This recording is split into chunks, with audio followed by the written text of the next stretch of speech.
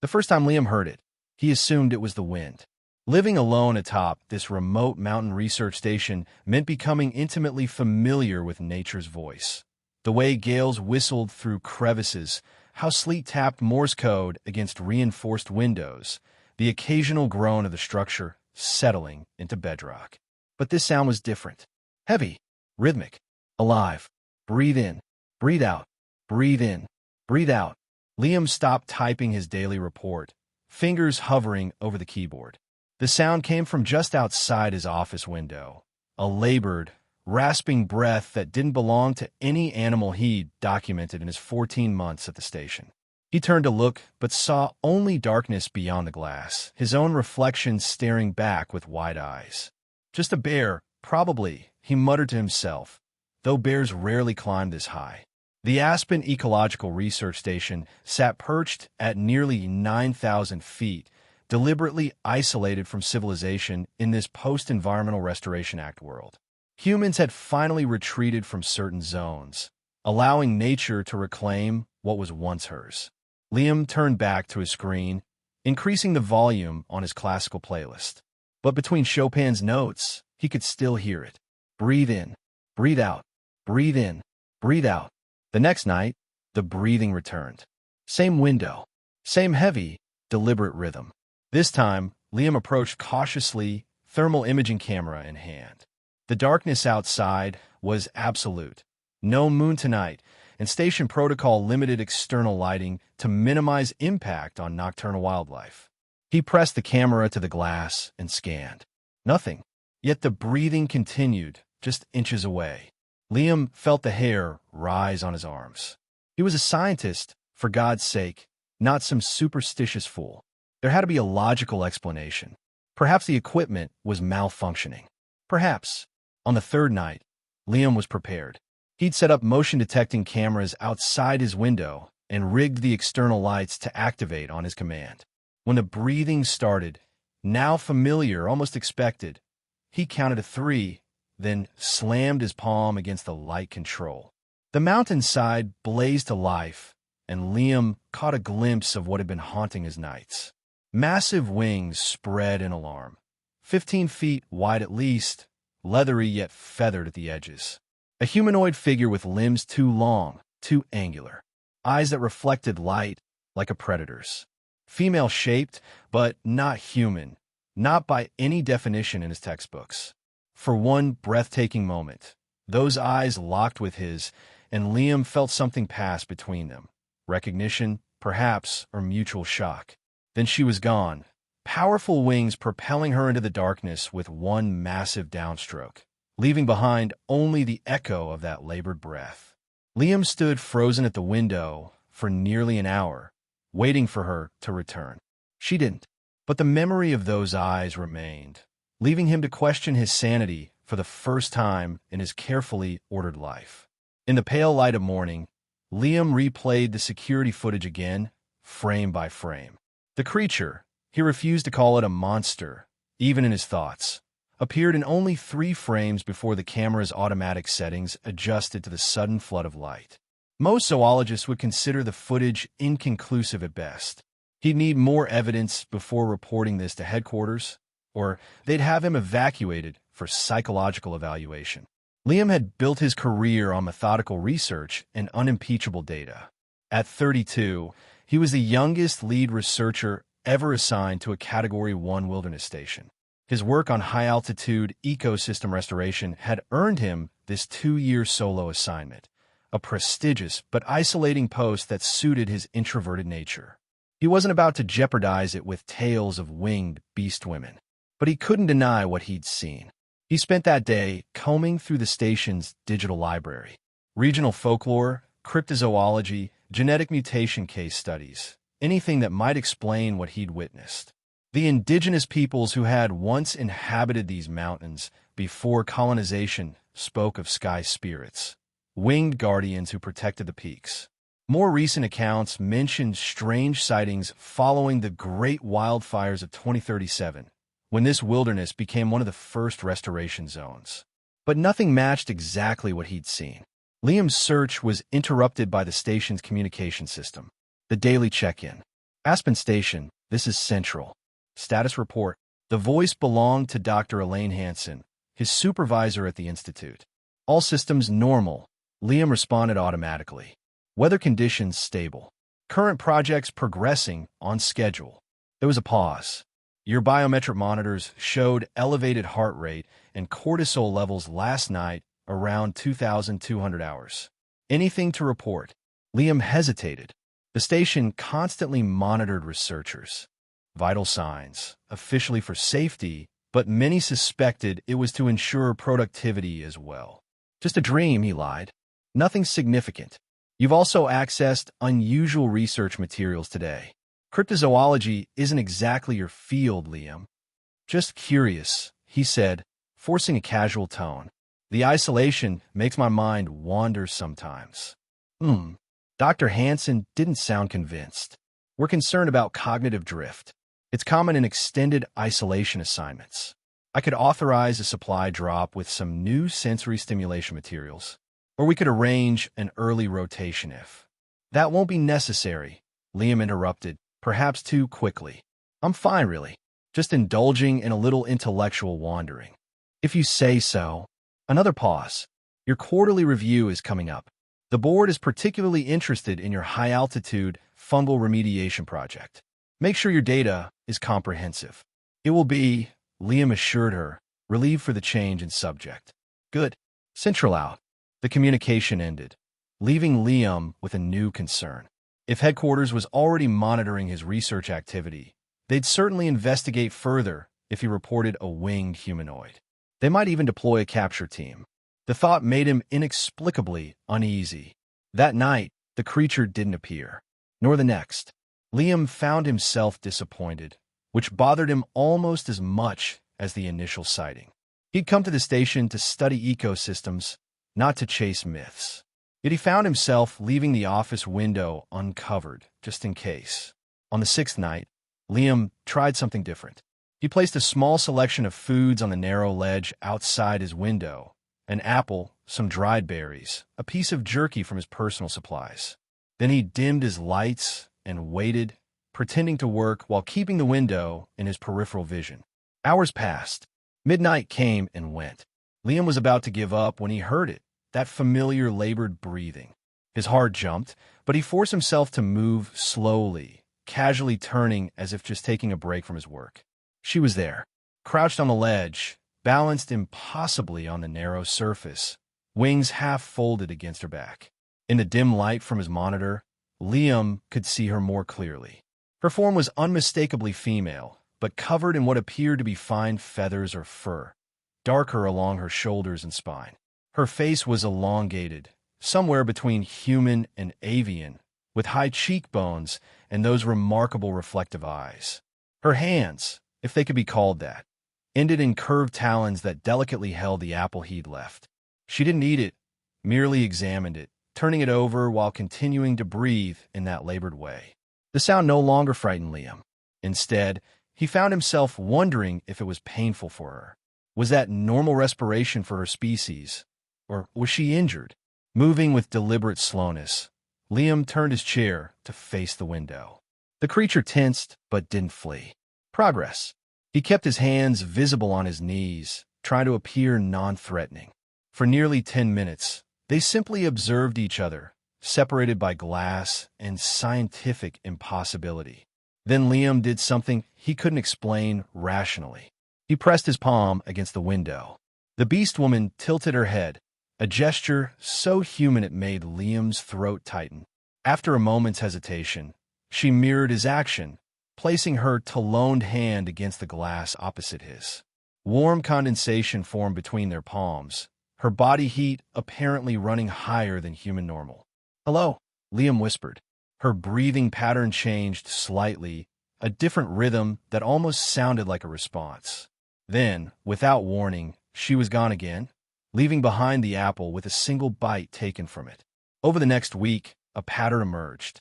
The Beastwoman would appear each night, staying a little longer each time. Liam experimented with different foods, discovering she preferred meat and sweet fruits but ignored vegetables. He began to keep a detailed journal of their interactions, separate from his official research logs.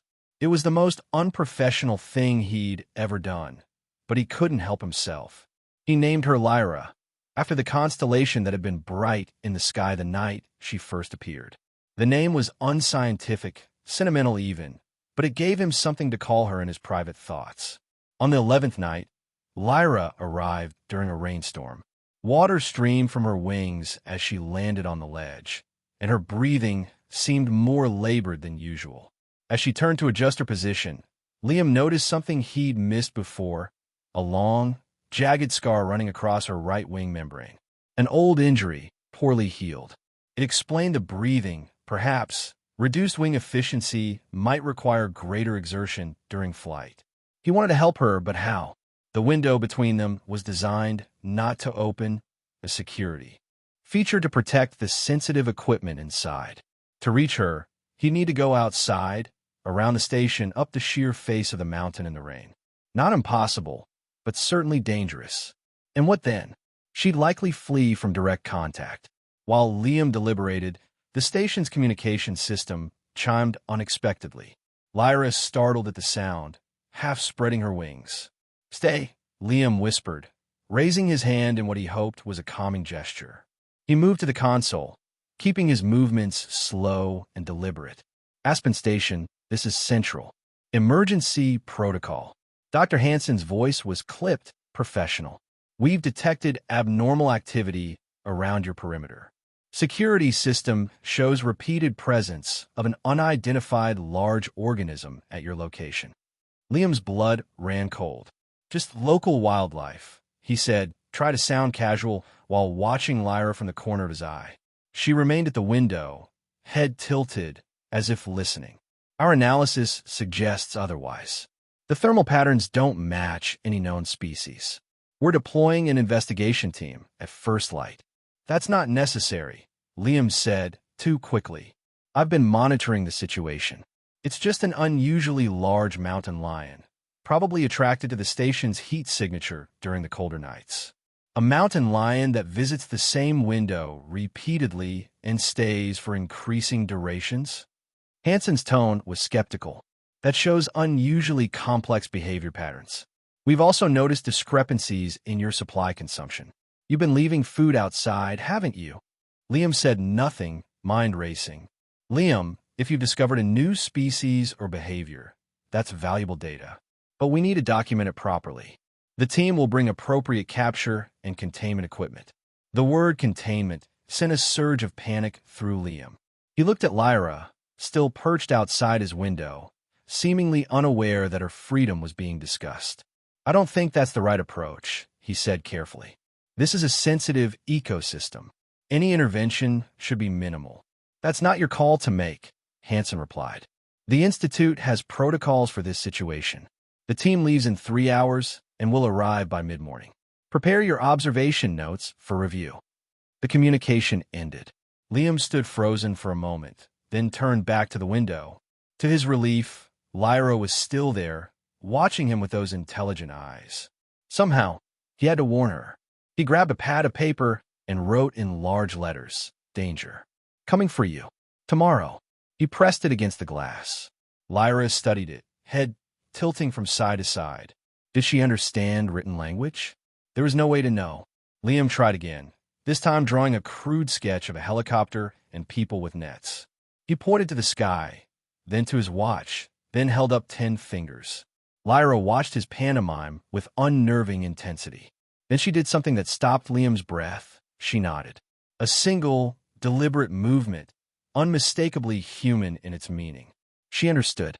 Without further acknowledgement, she spread her massive wings and disappeared into the rainy night. Liam barely slept. His mind raced with conflicting loyalties and fears.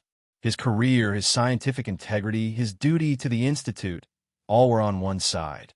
On the other was Lyra, a discovery that defied categorization, a being whose existence raised profound questions about evolution, adaptation, and perhaps even human history itself.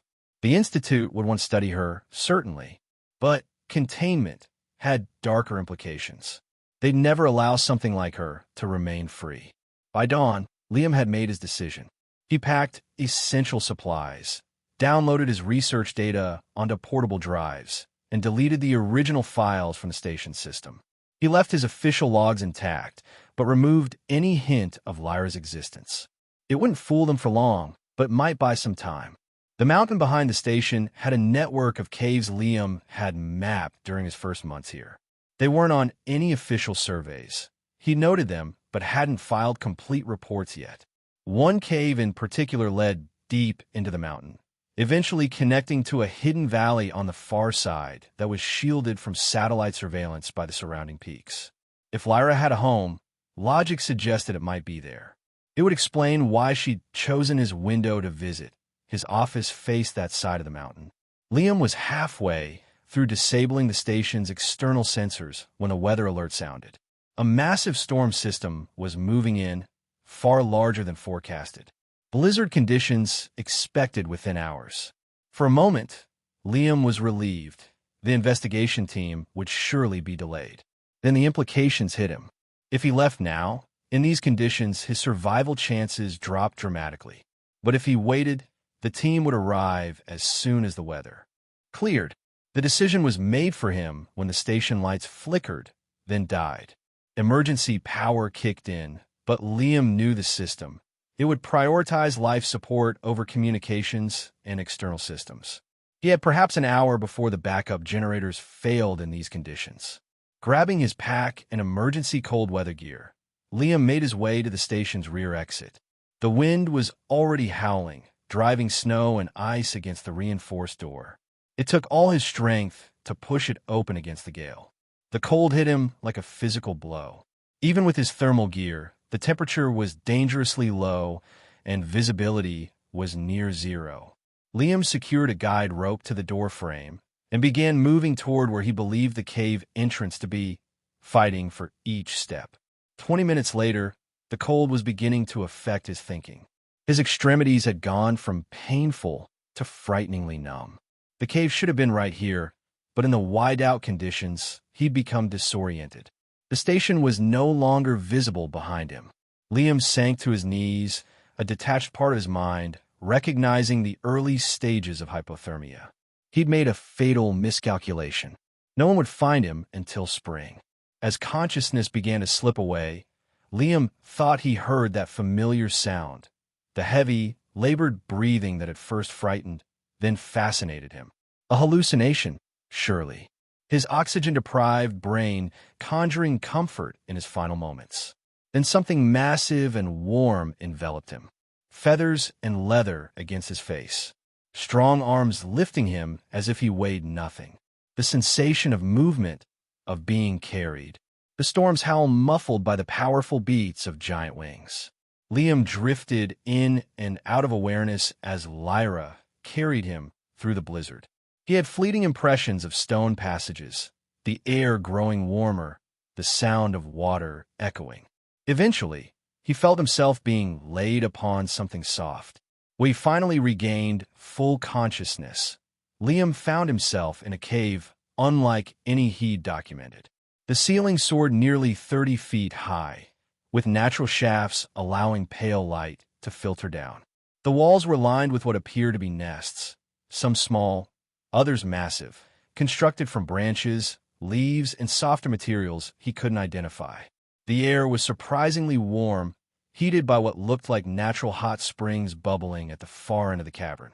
Most shocking of all were the other winged figures moving about the space. At least a dozen, varying in size and coloration, though all shared Lyra's basic physical characteristics. A hidden colony, an entire undiscovered species, living just miles from his research station. Lyra sat nearby, wings partially extended as if ready to shield him. Her breathing was still labored, but less pronounced in this environment. When she saw he was awake, she moved closer, examining him with those intelligent eyes. "Thank you," Liam said softly. "You saved my life." Lyra made a sound, not quite speech, but clearly communication. A trill that rose and fell in complex patterns. Others of her kind responded with similar sounds from across the cavern, though they kept their distance from the human visitor. Liam slowly sat up, taking stock of his situation. His pack was beside him, apparently brought along during the rescue. His cold weather gear had been removed, replaced with what felt like a blanket of soft feathers and plant fibers. "They're coming for you," he said, unsure how much Lyra understood. "People from where I work. They'll try to capture you, study you. I don't think they'll be kind." Lyra tilted her head, then reached out with one taloned hand to touch his chest, directly over his heart. The gesture seemed questioning. "Yes, I left to warn you. To help if I could." Liam met her gaze. "I don't know if it was the right decision scientifically, but it felt right morally." Another trill, this one softer. Then Lyra turned and beckoned for him to follow. She led him deeper into the network of caves, past curious onlookers of her kind. Some appeared younger, their wings not fully developed. Others were clearly older, with gray feathers and prominent scars. A society with its own structure and hierarchy. They arrived at a smaller chamber where a single elderly winged figure sat beside a pool of steaming water. This individual's features were more avian than the others, with a pronounced beak-like nose and feathers that had faded to a pale silver. Despite the apparent age, the eyes that turned to examine Liam held the same intelligence he'd seen in Lyra's. Lyra knelt respectfully, then made a series of complex sounds. The elder listened, occasionally glancing at Liam with what seemed like curiosity, then responded with similar vocalizations. After several minutes of this exchange, Lyra turned back to Liam. To his astonishment, she spoke. "Safe. Here." The words were halting, the pronunciation awkward, as if her vocal structures weren't designed for human language. "You? Safe." Liam stared in shock. "You can speak. Learn. Watch. Long time." Her breathing accelerated with the effort. "Others come. On us. Always." "The Institute," Liam nodded. "I think they've suspected you might exist, but they never had proof until now." The elder made a sharp sound. Lyra tilted her head, listening, then turned back to Liam. "We hide. Many years. Some humans. Help. Like you." Liam's scientific mind raced with questions. Were they a natural species that had somehow evaded discovery? A result of genetic experimentation from before the Environmental Restoration Act? Something else entirely? But he set those questions aside. Right now, their safety was the priority. The storm will delay them, but they'll come when it passes. They have technology that can find this place once they start looking. Lyra conferred again with the elder, a rapid exchange of trills and clicks. Then she turned back to Liam, determination evident in her stance. "We go. Other mountains. Farther." She spread her wings slightly. "You? Stay? Or come?" The question struck Liam like a physical blow. Stay and return his life, his career? Report a mysterious rescue, but claim no knowledge of Lyra's kind? Or abandon everything? His research, his reputation, his entire carefully constructed identity, to follow these beings into the unknown? "If I stay, they'll question me. They monitor my vital signs, my brain patterns. They'll know I'm hiding something." Liam thought aloud. "They might eventually find you anyway." Lyra waited, unmoving. "If I go with you," he continued, "I could help. I know how humans think, how they track. I could help you stay hidden." He looked at his hands. "But I'd never go back. Not to my old life." The elder made a soft sound that somehow conveyed understanding, despite the language barrier. Lyra translated in her halting way. "Choice. Difficult. Heart knows." Liam closed his eyes. 2 days ago, his life had been ordered, predictable. His greatest concern had been data analysis and report deadlines. Now he stood on the brink of something that defied everything he'd been taught to believe about the natural world. The scientist in him argued that he should stay, report his findings, ensure this discovery was properly documented. But the human in him, the part that had pressed his palm against the glass, that had named her Lyra, knew he couldn't bear to see her captured, studied, dissected. "I'll come with you," he said finally. "If you'll have me." Lyra's breathing shifted to a rhythm he hadn't heard before, lighter, almost musical. It took him a moment to realize it might be her version of laughter, or perhaps joy. "We fly when storm ends." She gestured to his pack. "Take what needed. Leave what heavy." The elder rose and approached, moving with surprising grace despite the apparent age. One taloned hand reached out to touch Liam's forehead in what seemed like a blessing or acceptance. Then the ancient being turned and left the chamber, followed by most of the others who had gathered to watch the exchange. Only Lyra remained, settling beside Liam at the edge of the steaming pool. "Rest now," she said. "Long journey soon." As they sat in companionable silence, Liam found himself studying her injured wing. The scar tissue was extensive, restricting the membrane's ability to fully extend. No wonder her breathing was labored during flight. She was compensating for reduced aerodynamic efficiency. "Your wing," he said, gesturing. "Does it hurt?" Lyra glanced at the old injury. "Sometimes, when cold, when fly long." "How did it happen?" Her expression darkened. "Humans. With guns. Long ago." "I'm sorry," Liam said simply. Then, after a moment, "I might be able to help. I'm not a doctor. I mean a healer, but I know about injuries, about how wings work in birds and bats." Lyra tilted her head, considering. "Maybe. After safe." They lapsed into silence again, but it was comfortable now. Liam's mind continued to race with questions, theories, plans, but underneath it all was a growing certainty that he'd made the right choice. Whatever Lyra and her kind were, they deserved freedom, not captivity. The storm raged for 2 days. During that time, Liam learned more about Lyra's people. They called themselves the Sky Dancers in his rough translation, though their actual name was a complex trill impossible for human vocal cords to reproduce. They had lived in these mountains for generations, moving their colony whenever humans encroached too closely. Their origins remained mysterious. The elders had stories of before, when they had lived alongside humans openly, but these tales had the quality of myth rather than history. Liam suspected they might be the result of genetic experimentation during the climate wars, perhaps intended as high-altitude adaptation specialists for the dying forests, then abandoned when the political situation changed. But without proper equipment, he couldn't confirm his theory. What was clear was their intelligence and complex social structure. They had language, art, beautiful cave paintings adorned many walls, music, and a rich oral tradition. They were not animals, but a sentient species with as much right to autonomy as humans. On the morning of the 3rd day, the storm finally abated. Liam helped the colony prepare for their journey, using his knowledge of the mountains to suggest routes that would avoid human detection. They would travel by night, resting in caves during the day, until they reached a range nearly 100 miles distant that was still classified as a Category 1 wilderness zone with no human habitation. As the last preparations were made, Liam climbed to the cave entrance with Lyra. The world outside was transformed, buried under feet of pristine snow. In the distance, barely visible, was the research station, dark and seemingly abandoned. "They not come yet," Lyra observed. "Storm too bad." "They'll come soon," Liam replied. "We should move tonight." As they watched, a flicker of movement caught Liam's eye. A distant black speck against the white landscape, moving toward the station.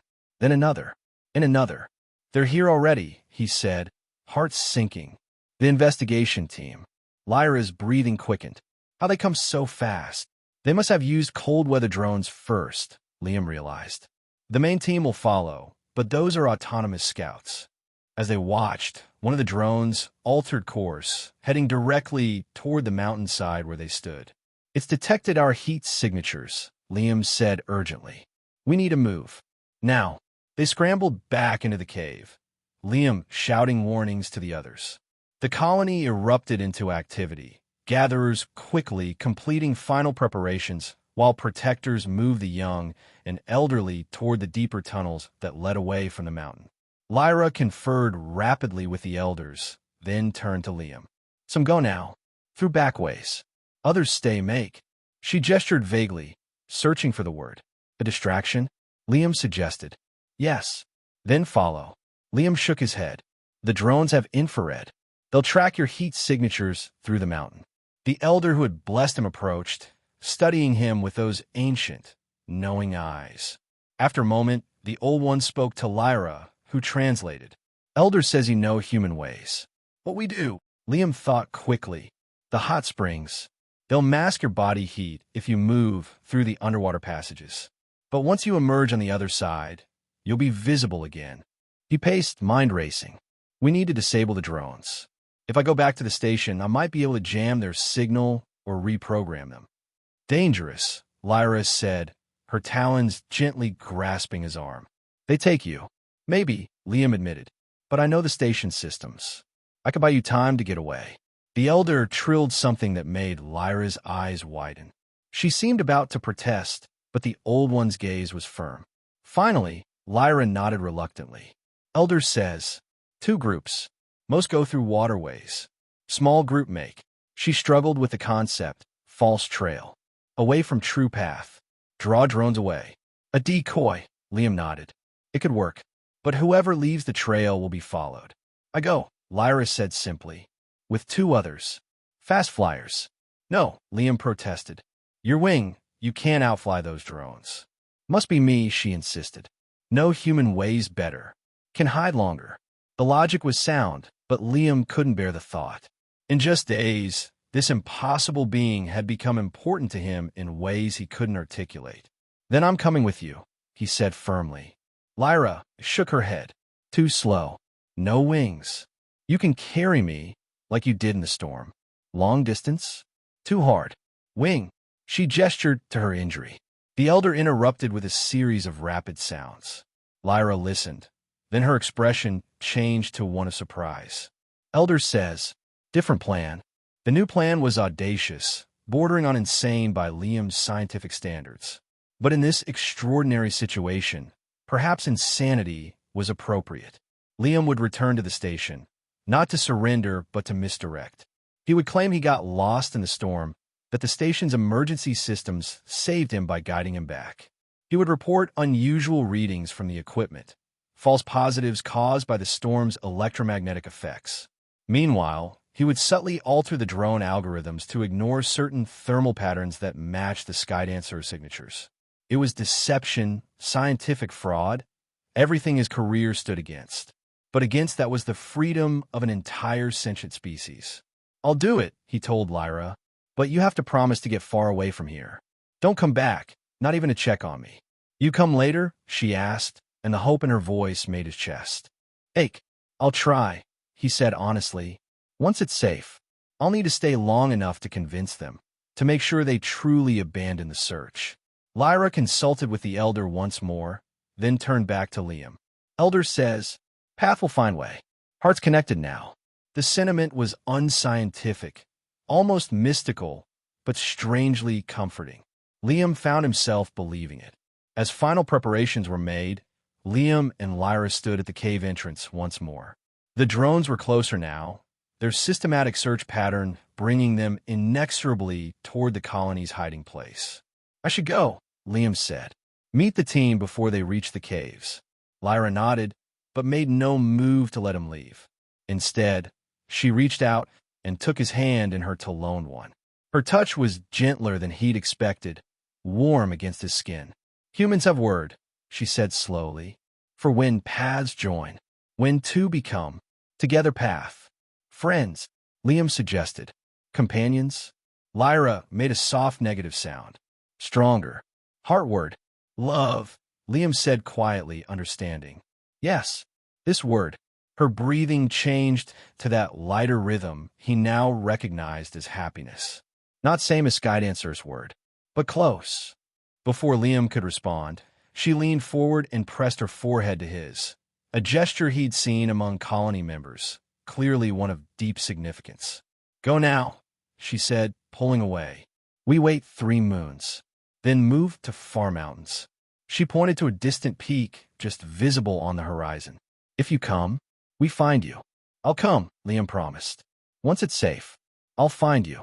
With one last look at Lyra, memorizing the exact shade of her feathers, the angle of her wings, the intelligent gleam in her eyes, Liam turned and began making his way down the snow-covered slope toward the research station.